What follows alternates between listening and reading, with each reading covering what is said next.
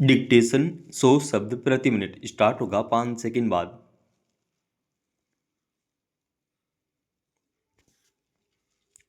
Start. पिछले कुछ समय से मणिपुर में जिस तरह हालात थोड़े काबू में दिख रहे हैं, उसके मद्देनज़र यह उम्मीद स्वाभाविक है कि अब शायद वहां शांति और स्थिरता लौट सकेगी। मगर बुधवार को एक व्यक्ति की हत्या के बाद फिर से शांति की उम्मीद के धुंधलाने की आशंका खड़ी हो गई है। गौरतलब है कि मणिपुर के ऐसान चुराचांदपुर जिले में कुछ संदिग्ध उग्रवादियों ने मैतेई समुदाय के एक व्यक्ति को अगवा कर लिया, फिर गोली मारकर उसकी हत्या कर दी। उसके बाद उस इलाके में तनाव फिर बढ़ गया।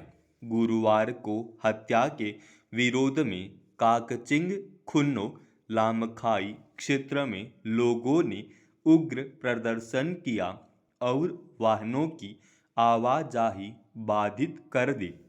जाहिर है, काफ़ी जदोजहद के बाद राज्य में जो हालात थोड़े नियंत्रण में आते दिख रहे थे, उसके फिर बिगड़ने की स्थिति बन रही है। खबरों के मुताबिक काकचिंग जिले के एक मैतेई युवक की शादी चुराचांदपुर की कुकी जनजाति की युवती से हुई थी। स्थानीय समूहों ने युवक को पत्नी के साथ रहने की इजाज़त दे दी थी, मगर इसके बाद अचानक ही कुछ लोगों ने अगवा कर युवक की हत्या कर दी। अपहरणकर्ताओं के एक उग्रवादी कुकी समूह से जुड़े होने का संदेह है। हालांकि इस घटना की जांच का जिम्मा एनआईए को दे दिया गया है और निष्कर्ष आने के बाद ही हकीकत सामने आएगी। मगर हत्या के पीछे उन तत्वों का हाथ होने की आशंका है जो नहीं चाहते कि राज्य में शांति फिर से पटरी पर लौटे। आपस में दो विरोधी समुदायों के युवक युवती की शादी के बाद जब स्थानीय समूहों ने दोनों को साथ रहने की अनुमति दे दी थी, तो यह पहल सामुदायिक स्तर पर भी सद्भाव की वापसी की एक कड़ी बन सकती थी। इसके बाद दोनों समुदायों के बीच सहमति आधारित समाधान की राह की तलाश करने में मदद मिल सकती थी। मगर वे कौन लोग हैं जिन्हें इस पर आपत्ति हुई और उन्होंने अपहरण करके युवक की हत्या कर दी? साफ है कि इस घटना को अंजाम देने वालों का मकसद फिर से दोनों समुदायों के बीच अशांति और हिंसा को भड़काना है।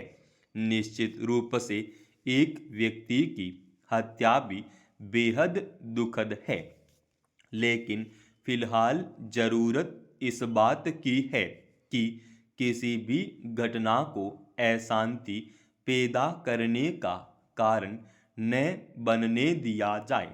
मणिपुर में मैतेई समुदाय को जनजातीय दर्जा देने के मसले पर मई 2023 में कुकी-जो समुदाय के साथ जो टकराव पैदा हुआ था, उसमें अब तक 250 से ज़्यादा लोग मारे जा चुके हैं और हजारों परिवार बेघर हुए।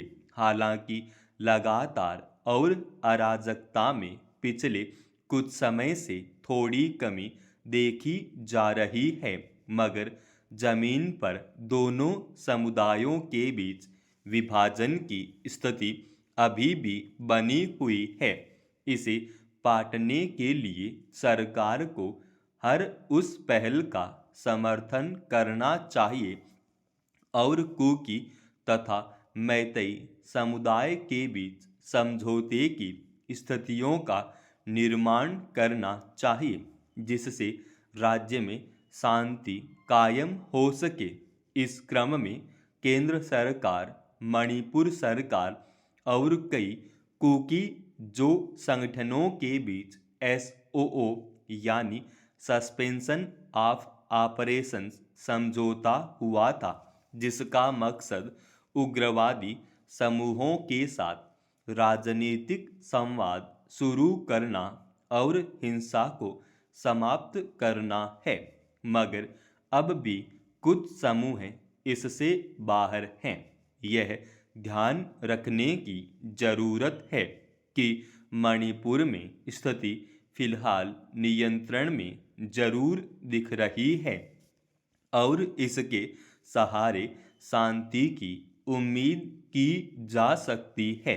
लेकिन इस स्थिति में अगर निरंतरता नहीं बनी रही तो एक छोटी चिंगारी भी हिंसा की आग को फिर से भड़का सकती है। बांग्लादेश की ओर से नाहक ही सुरक्षा चिंताओं का हवाला देकर भारत में होने वाले T20 विश्व कप 2026 में भाग न लेने के फैसले को खेल भावना के विपरीत माना जा रहा है। खेल भावना शांति, एकता और आपसी सम्मान का प्रतीक है, जो मतभेदों को भुलाकर विभिन्न देशों, उनके खिलाड़ियों और लोगों को भौगोलिक सीमा के दायरे से इतर एक साथ लाती है।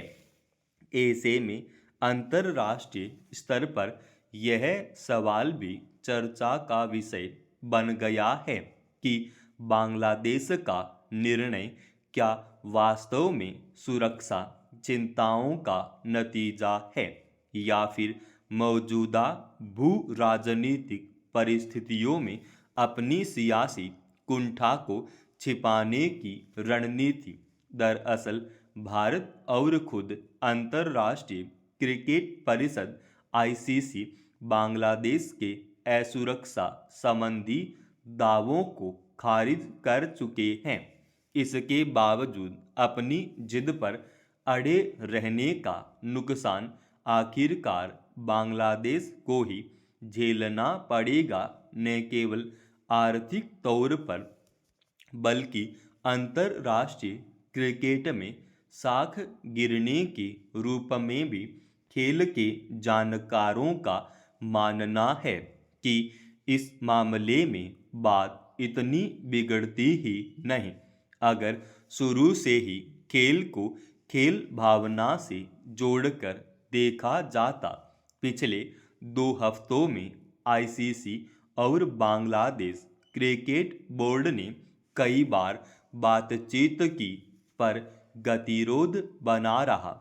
बांग्लादेश सरकार और बोर्ड दोनों भारत में न खेलने की बात पर अड़े रहे, जबकि खिलाड़ियों की सुरक्षा का जो मसला उठाया गया है उसके पीछे मंशा कुछ और ही प्रतीत होती है। माना जा रहा है कि असल में यह फैसला खेल की जमीन पर नहीं बल्कि भारत और बांग्लादेश के बीच मौजूदा भू राजनीतिक तनाव की बुनियाद पर लिया गया है, जो खेल भावना के खिलाफ है। यह बात छिपी नहीं है कि बांग्लादेश क्रिकेट बोर्ड लंबे समय से आर्थिक परिस्थितियों से जूझ रहा है और T20 विश्व कप में भाग न लेने से उसकी दिक्कतें और बढ़ेंगी। हालांकि इस विवाद के बीच बांग्लादेश के कुछ खिलाड़ियों के बयानों से ऐसे संकेत मिले हैं कि वे भारत में खेलने के रंग चढ़ाया जा रहा है, मगर इसका खमियाजा बांग्लादेश क्रिकेट बोर्ड को ही भुगतना पड़ेगा। समाप्त। दोस्तों, रोजाना ऐसे ही एडवांस डिक्टेशन के लिए चैनल को आप अभी सब्सक्राइब कीजिएगा। और आज के इस डिक्टेशन का पीडीएफ फाइल हमने हमारे Telegram channel study with H Swami पर डाल दिया है, जिसका लिंक इसी वीडियो के डिस्क्रिप्शन में डाल रखा है।